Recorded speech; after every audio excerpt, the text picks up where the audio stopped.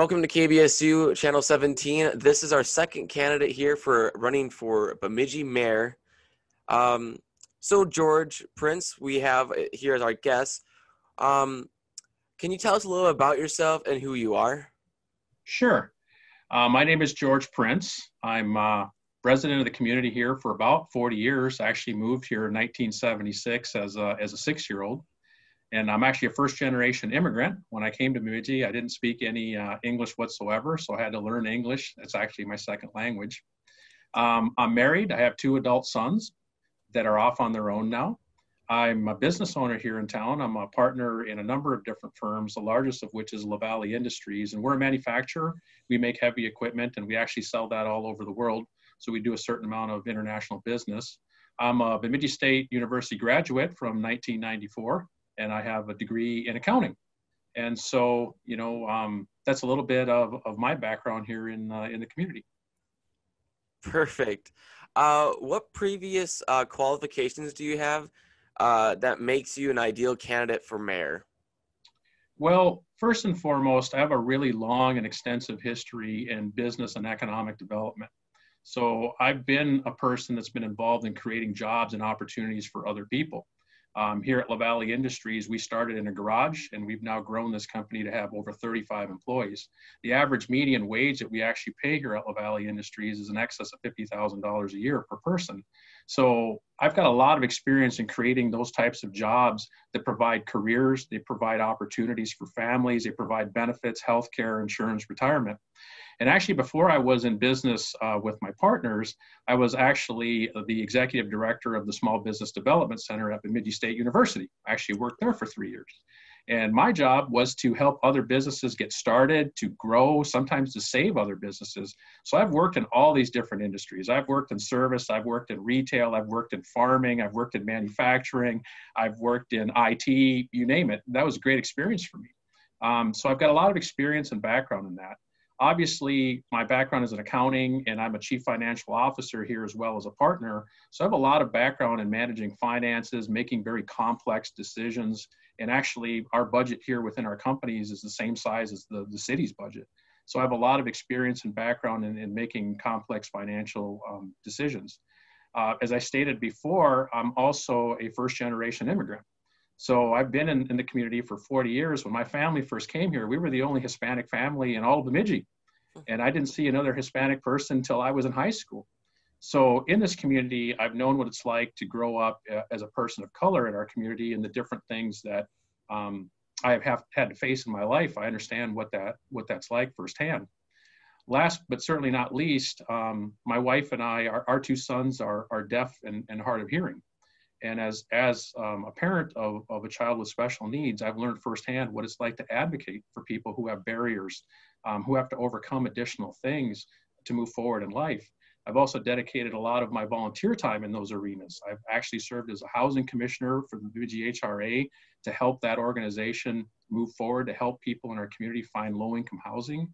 I've been a member of the board of directors for the Occupational Development Center for the last 10 years, which is an organization that helps people with disabilities gain access to employment and also to improve their vocational skills.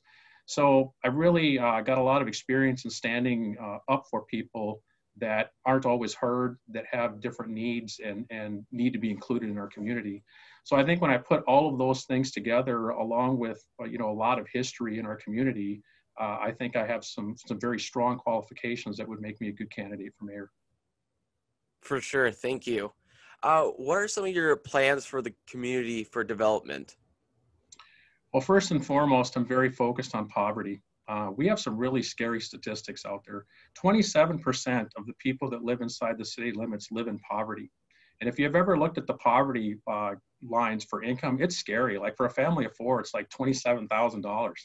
I mean, how are you supposed to get through life with a family of 4 on $27,000? And over a quarter of our people are faced with that challenge. That's also before you get to people who are working multiple jobs to stay above poverty. I mean, they're not in that 27%, but they're not very far above. And our community has struggled for years with poverty and with income. And we have to find new types of employment for people in our community to give them opportunities. And I'm a big believer in trying to bring more manufacturing-based businesses here, more businesses based in higher technology, that are more niche focused and can provide higher wages for our people. We also have some additional things that come from that. We have a lot of people, as I said, working beneath their capabilities. So that's not an efficient or good thing for our community. And our students, right, our high school and college graduates, when they get done with school, a lot of them want to stay in the community because they love Bemidji. They came here for the lake, they came here for the lifestyle, they came here from the community, and they can't stay because there's no job opportunity, so they have to leave town. And when they leave, they take all their talent with them, right? So these are the folks that are our future. They're the folks that are going to be, volunteers at Little League. They're going to be coaching teams. They're going to be involved with civic groups. They're going to be volunteers at the Cub Scouts. All of those things go when they leave. And I hate to see that. We really have a brain drain issue. And then when, you're focused on, not being able to create those opportunities when that's what's going on, you have other things that come, social issues like homelessness, like crime, those things all come together. So my first real focus here is to create better paying jobs in our community that can lift everybody up. So that's a real focus. I'm also very interested in open and transparent government. There's a lot of voices out there, and I don't think we do a great job of engaging all of those voices. Sometimes we just focus on the loudest or the best organized, and you have to go out and you have to meet people where they're at, because sometimes the quiet voices have the absolute most profound things to say, and we have to find ways to include them in our community. And last but not least, our city has some very serious financial decisions to make in the future that impact all of us, right? We're dealing with water well issues, we're dealing with wastewater treatment issues, and those are all public safety issues that also are environmental issues. And so they're tied together with finance, but we've got to make really good decisions so that we protect our environment and we make sure that our citizens have good, clean drinking water. So I would tell you those are probably the three big things for me. Yeah, for sure. We'll get into more of that drinking water a little bit later. One question I want to ask you before that is, how do you plan to guide Bemidji through the next couple of months if you became mayor with the increasing cases of COVID-19 in Beltrami and Bemidji area? Well, I think the first thing is, we have an obligation to make sure that we're upholding, all of the standards that are being passed down to us by the state and by the federal government. Things like wearing a mask, things like social distancing, things like sanitizing, all of those things are really important. And so as a city, we need to champion those, we need to promote those, and we need to make sure people understand. Another part of this is really education. We've got a great partner in Sanford Health, and we need to make sure that those people are being made accessible to our entire city through podcasts or videocasts or things like this, because education is your single best tool to help people understand the seriousness of all of this. And it's, people have a lot of questions about how many cases, how are they growing, when can I return to work, when can I not, what if I've been exposed to someone who's been exposed to someone. All these questions come up, and I think you really want to use that Sanford connection to educate and help people better understand that. And then the last thing is, just as a public servant, you have to be an example. People look to you for leadership, and part of that is, are you abiding by that? So, like for this campaign with COVID-19, for me, it's been really different because we had no public events, but I chose personally not to go door knocking because I just didn't think that was a safe thing to do in a COVID-19 world. And when I say be an example, that's part of what that looks like. Is there are things that are mandated by law, but then there's just things that you should do because they're morally right and they're the right things to keep your community safe. And as a leader, you have to demonstrate that too. Yeah, for sure. And then another question on COVID-19. What is your plans with helping out businesses that are local businesses that are struggling, and how you to help safely open these businesses from COVID-19 going on? So that's it's a great question, and it's a tough one. First off, every business is different. So I think the real beginning part of that is for the city to actively listen and engage with its business community to understand what the needs are. Some of our businesses are getting hit much harder than others. If you take a look at like restaurants that had indoor seating, now we had outdoor seating for them for a while. It's winter, that's gone, right? So they're heading into their slow season, which is really from, like February on. Typically they have really strong summers. They didn't get that this time. So what will their needs be as they work through this? The city's got to be able to understand that. There's been other places, you take like a Walmart or a Target, they've been very busy, right? They barely hit a bump in the road. So to say, here's the one solution for all businesses really doesn't work. You have to listen to each one and be able to respond. But some of the tools the city has in the toolbox, we have a $750,000 loan fund. We could use that to lever to help people out. And maybe it's a loan that says, hey, you don't have to pay it back for 6 months. You don't have to pay it back for a year, because what people need right now is they need time. They need time to weather this storm. So that's a big piece of it. Another piece of it, of course, is just advocating for public health and making sure that people are following rules and taking COVID seriously so that we can make sure that these businesses stay open. So that's obviously another really important part of it. But at the end of the day, this is an ever-changing situation, and we have to be fluid to respond. And in order to be fluid to respond, we have to listen. We have to be out there and engage with businesses. For sure. So now we're going back into the kind of talking about a little bit of the water issue and stuff like that. With the water contamination problem in Bemidji, is experiencing with the PFAS is what it's called. Being in the water supply, what are the steps and things you will do to assist in fixing this problem? Well, as a city, the city has started this already, and that's a good thing, right? So we're building a water filtration plant right now, which is the first phase of it, so that we can start filtering water and making sure that we're meeting the state standards. But more importantly, we're just providing safe, clean, healthy drinking water for our citizens. But there's some other things that come with that, right? The first part of it is the second good thing that comes from that is actually cleaning up the mess, because that stuff has found its way to groundwater. I've had people say to me, well, why don't you just go drill another well somewhere else? Well, okay, but now you're not taking care of the contamination that you've already put in the ground. So that water filtration plant has a second purpose, and that's to clean up all that contamination. But this is phase one. There's another phase of this project that will expand that plant. And before we got the state bonding, we were talking about having to hold off on doing that maybe till 2022 because we just didn't have the money. But now we have the state bonding in place, and I think, I would be very interested in trying to get that second phase of that plant online as soon as we could, because that second phase is also what will help Bemidji grow into the future, right? So that's another piece of it. And then the last piece, we've got a whole new plant here, and so we're going to have to learn how to operate that plant and to do it the right way. And these filters that we're using to filter the water, when they get replaced, they're an environmental hazard. So we have a responsibility to make sure that we dispose of those filters in the correct manner as well. And that's one thing I haven't heard people talk an awful lot about, is just the operation of the plant. But as far as the things that I'm interested in doing, I'm interested in moving that whole project forward, accelerating it as much as we can now that we have the funding in place, and just getting that plant online so that we don't have to worry about it anymore. For sure. That'd be a great thing to do. And on to our next question here is, how do you plan to help the community with transportation? Because that is probably another big issue, is people trying to get to work or go shopping for essentials. Yeah, and the public transportation system in our town right now isn't very good.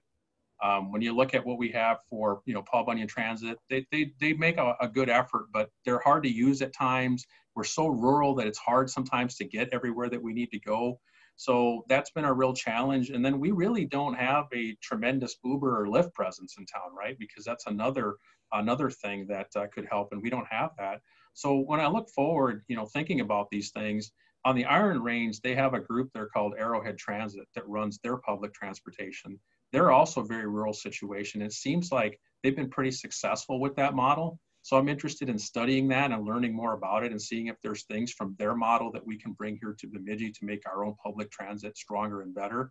And then I'm also interested in seeing if there's anything that we can do to encourage more of those Lyft and Uber type services, just to see if there's some entrepreneurship opportunities there for people who they might have an interest in, because those have been cost-effective ways for people to get around, and we just haven't had much of that here in town as well. But it's definitely something that really needs some work and some study, because we just haven't done a great job of it. Just haven't. Yeah, for sure. And then I want to get a little bit more into the student side, especially because they're in the same boat with transportation.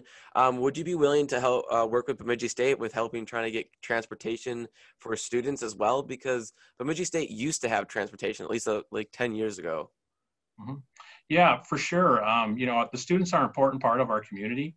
And, I definitely know, like, one of the challenges I've heard students tell me just besides the normal, how do I get to work and do other things? It's the Sanford Center. Like if you want to go to the Sanford Center in the middle of winter, like getting from campus to the Sanford Center itself isn't very easy, right? So Mm-hmm. that's another thing I've heard students tell me. I do think there's some partnerships there that the city could potentially explore. One of the things both the city and the university have the ability to do is to seek grant funding and outside funding potentially, because they're both in essence government nonprofit agencies, so to speak. So I'm curious as to, if we could come up with something innovative or some new type of plan, if we couldn't pitch that to some third parties for grant funding and see if we couldn't get a pilot project. But absolutely see students, see the university as a vital piece of our community, and anything we can do to support greater access for our students is a positive thing. Yeah, that'd be great, especially for students that are, looking to get, going to the Target or, going to the Stanford Center just to go to a game to, relieve some stress from doing classes all day. Well, Um, and just to get out too. I mean, with yeah, COVID-19, right? Like it's so much of this is being done online. I know there's about 500 students that are in the dorms, and yep. I've talked to a few of them, and they don't get out a whole lot. Some of them, No, right? no, not at all. Um, how will you, alongside the, wow, how will you work alongside BSU administration to assist this with transportation and stuff like that? Well, I think part of it is kind of listening, right? Working with not just administration, but with student leadership as well to understand what the real needs are. We just spent some time talking about transportation, but I know that COVID-19 has put some wrinkles in a lot of things, right? And so I would be interested in hearing more from both administration and the students on what the actual needs, really are. And I wouldn't presume to know exactly, what those are. I've been on campus a few times and tried to actually tabled there next to Wally's. Hope the food's gotten better than when I used to be there. But anyway, anyways, I've tried to interact with students, but it's been hard because the campus has been somewhat closed to kind of people coming and going, and understandably why, because of COVID-19. But I really feel like I'd like to know more. And if that's through a Zoom call or some other fashion, I'd be interested in that. But I definitely know that COVID has put wrinkles in things, and I'd like to hear more about what the city can do to help. Yeah, for sure. Um, if you win the mayor race, what would you say to residents that voted or that did not vote for you? I'd say I think the mayor's position is to be the ultimate representative of all the people of Bemidji. And if you look at certain like statistics, if either Michael or I win this race in a landslide, in today's world, that's like 60% of the vote, right? That would be considered a landslide. That means 40% of the people who voted didn't vote for you. That's a huge group of people. And that doesn't even count the people who didn't vote or the people who can't vote, right? So that's a lot of people that you would be representing who didn't necessarily vote for you. And I think as the representative of the community, you have an obligation to all people.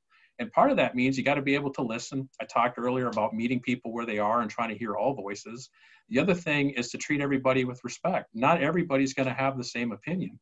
But too often in politics and at times within our city, we've gotten to the point where we're debating people or personalities, and we should be debating ideas, right? If you really want a strong community, you want a diverse group of people at the table talking, and you're just debating ideas and trying to make, the right decision. The last thing I would say is that I'm very interested in creating some civic work groups to help us solve our problems. I don't assume that I have all the answers. I don't assume city council has all the answers. We're talking about very complex things, everything from racism and discrimination to law enforcement to financial decisions to the Sanford Center, all kinds of complex things. We have really smart, talented people of all ages, all races, all ages, all sexes, right? And I think about that, I'm like, if we could get diverse teams of people to focus on some of the serious problems we have, when they work together, who knows what great solution they can come forward with. And as they're doing that, they get to know each other. They start to build community, and stereotypes start to fall away. People just get to know each other as people. And that's a real strength. So when I look at those civic groups, I don't care whether you voted for me or not. If you got a great idea, I want you as part of that group, right? I want to engage you. So those are some of the things that I would say to people who didn't vote for me. And I certainly have no delusions about that. As I said, there'll be a lot of people who don't vote for either Michael or I, whoever wins, just because that's kind of how we are in society right now. Mm-hmm. For sure. What are the final messages that you have for the students of Bemidji State? Well, I would tell you a few things. The first thing is I'm very committed to creating career opportunities in our community for you. I believe you're our future. And we have to support you so that you can stay here and that you can grow our community and you can continue to be leaders and continue to move forward within our community. So I realize that, staying in Bemidji right now with some of the economics that we have and the lack of opportunities makes it very difficult for people to do that. I want to change that. I really want to see that get better. I also want to see more internship opportunities for folks, and not just internships, but paid internships. I'm aware that in our community, there are certain employers that do these free internships, and I know why they do them, but I've been a believer that if you're working, you should be paid, and you should be paid what you're worth, right? And that's a great win-win for employers. When we have those internship opportunities, we get things done, and we give you as a student an opportunity to learn in the field that you are, and sometimes those become permanent employment situations.